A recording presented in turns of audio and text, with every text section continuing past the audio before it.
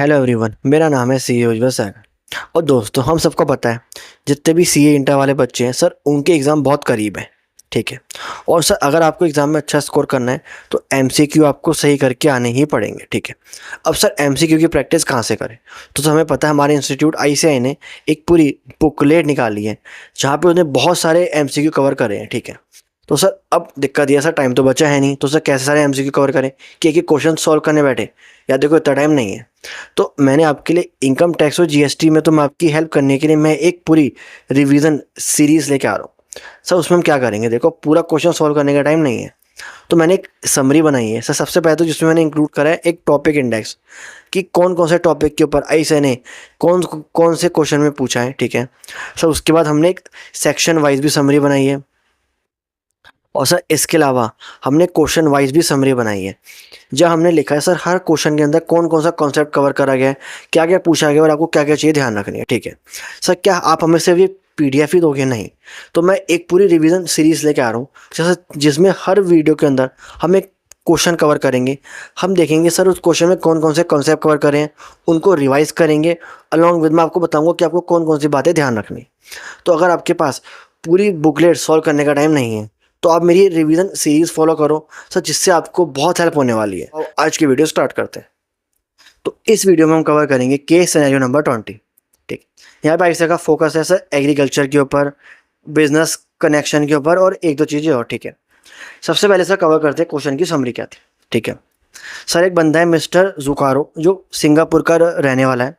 वो विजिट करता है India regularly for business and और घूमने फिरने आता है, and has a dependent agent purchasing raw material in India and sells an Indian residential house property and lease out agriculture land। वो सारे काम इंडिया में आगे करता है। ठीक है। सबसे पहला जो कॉन्सेप्ट ऐसे ने जज करा है वो सर किसी बंदे का रेजिडेंशियल स्टेटस कैसे निकालते हैं। तो सिंपल सा था। सबसे पहले सर चेक करो वो रेजिडेंट है या फिर नॉन रेजिडेंट। अगर वो बन गया रेजिडेंट तो चेक करो आर ओ आर है या फिर R N O R. Simple से आपको कंडीशन चेक करनी है। ठीक है। अगला जो पॉइंट कवर कर रहा है वो सर चेक कर रहा है बिजनेस कनेक्शन के ऊपर। ठीक है। ये अच्छा पॉइंट है सर। हम देखो होता क्या सर, मुझे पता है इनकम टैक्स के अंदर जो भी इनकम होती है मैं उसे दो कैटेगरी में बांटता हूँ, या तो इंडियन इनकम या फिर फॉरेन इनकम। ठीक है। सर, इंडियन इनकम वो इनकम होती है जो मुझे इंडिया में अक्रू हुई या फिर डीम टू बी अक्रू या रिसीव या फिर deem to be receive in India हुई। इसके अलावा जो इनकम बच गई वो होती है फॉरेन इनकम। सर, अगर कोई इंडियन इनकम है तो चाहे वो कोई भी हो, resident, NR, or but NOR, वो सबके लिए इंडिया में टैक्सेबल होकर चलती है। पर फॉरेन इनकम मोटी मोटी सिर्फ रेजिडेंट के लिए ही इंडिया में टैक्सेबल होकर चलती है। अंडरस्टूड? अंडरस्टूड। ठीक है। तो सर, मुझे एक चीज़ समझ में आई, मेरे लिए कौन सी इनकम इंडिया में टैक्सेबल होगी ये डिपेंड करती है कि सर वो किस टाइप की इनकम है। ठीक है।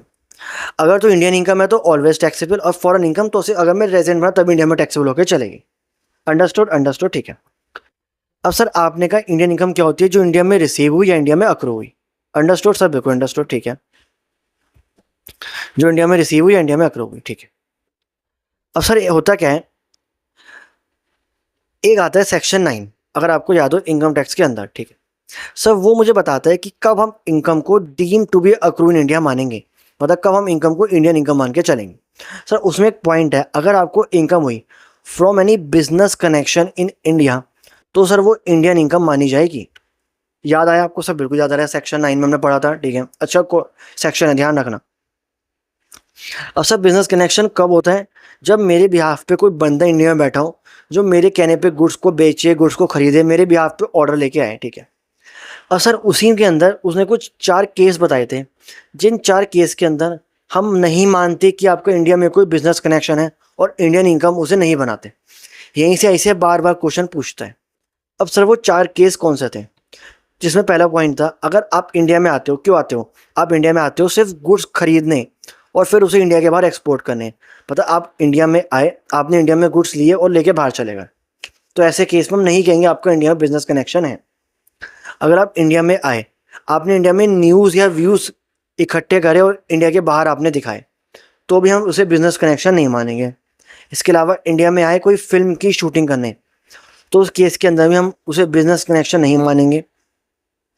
और इन केस कोई फॉरेन कंपनी है जो एंगेज है in the mining of diamond, वो इंडिया में आती है, सिर्फ अपने डायमंड का डिस्प्ले करने, तो उस केस में हम बिजनेस कनेक्शन नहीं मानते और एज अ रिजल्ट उसे इंडियन इनकम नहीं बनाते। तो देखो वही सारे केस कवर हैं इस वाले पॉइंट के अंदर। इस वाले पॉइंट के अंदर सर क्वेश्चन है कि अगर कोई बंदा इंडिया में आता है, इंडिया में आके गुड्स खरीदता है ताकि वो इंडिया के बाहर एक्सपोर्ट कर सके, तो देखो बिजनेस कनेक्शन नहीं बनेगा और वहाँ से जो भी इनकम है वो इंडियन इनकम नहीं बनेगी। देखो वही वाला पॉइंट यहाँ पे कवर है, ठीक है। ओके सर, जो अगला पॉइंट कवर है वो क्या, long term capital gain on sale of Indian residential property is taxable in India for any SSC. Sir इसमें क्या था, अगर आप इंडिया के अंदर कोई प्रॉपर्टी बेचते हो, इंडिया में कोई प्रॉपर्टी आपने बेची, तो सर वो इनकम ऑलवेज मानी जाएगी कि deem to be accrue in India और इंडिया में टैक्सेबल होकर चलेगी, चाहे आपका स्टेटस कुछ भी हो। तो मैंने कहा residential status does not matter. Understood understood, ठीक है। सर इसके अलावा जो भी देखो इनकम आती है फ्रॉम आपको एग्रीकल्चर लैंड इन इंडिया, इस एग्रीकल्चर इनकम और एग्जाम्प्ट होकर चलेगी फॉर एनी एसएससी। सर इसमें मतलब क्या है, सर यहाँ पे क्या था, एक बाहर का बंदा था, इंडिया के बाहर का बंदा, वो इंडिया में आया, उसने एग्रीकल्चर लैंड परचेज करी और यहाँ से उसे इनकम हुई। अब सर यहाँ पे एक क्वेश्चन उठा, सर मुझे पता है इंडिया के अंदर एग्रीकल्चर इनकम एग्जाम्प्ट होती है, पर अगर कोई बाहर का बंदा आके इंडिया में कोई लैंड खरीदता है एग्रीकल्चर लैंड और वहाँ से एग्रीकल्चर इनकम कमाता है, तो क्या उसके लिए भी एग्जाम्प्ट होगी? तो answer is yes. Agriculture income कोई भी कमाए इंडिया में आके वो सबके लिए एग्जाम्प्ट होगी, चाहे वो रेजिडेंट हो, नॉन रेजिडेंट हो, कुछ कोई भी हो। तो देखो ये चीज़ यहाँ पे कवर है कि जो एग्जाम्पशन है इस acid base not residential status base, वो एग्जाम्प्ट होगी फॉर एनी एसएससी, ठीक है। तो सर इस तरह हमने क्वेश्चन नंबर 20 भी पूरा कवर करा। तो सर बताना ये वीडियो कैसी लगी। ये मेरी एक नई सीरीज़ है जिसमें एक एक क्वेश्चन कवर कर रहा हूँ, सारे इंपॉर्टेंट पॉइंट कवर कर रहा हूँ, क्योंकि अगर जिन बच्चों के पास सर टाइम नहीं है पूरे क्वेश्चन सॉल्व करने का, तो एटलीस्ट मेरी वीडियोस देख के उनका सारे ट्रिकी पॉइंट तो कवर हो जाएंगे। और सर कमेंट से बताना कोई फीडबैक हो। सर जो मैंने समरी बनाई है ये आपको मेरे टेलीग्राम पे मिल जाएगी, तो अभी जाके टेलीग्राम ज्वाइन करो और जो भी फीडबैक हो वो ज़रूर बताना कमेंट्स में। And thanks for watching.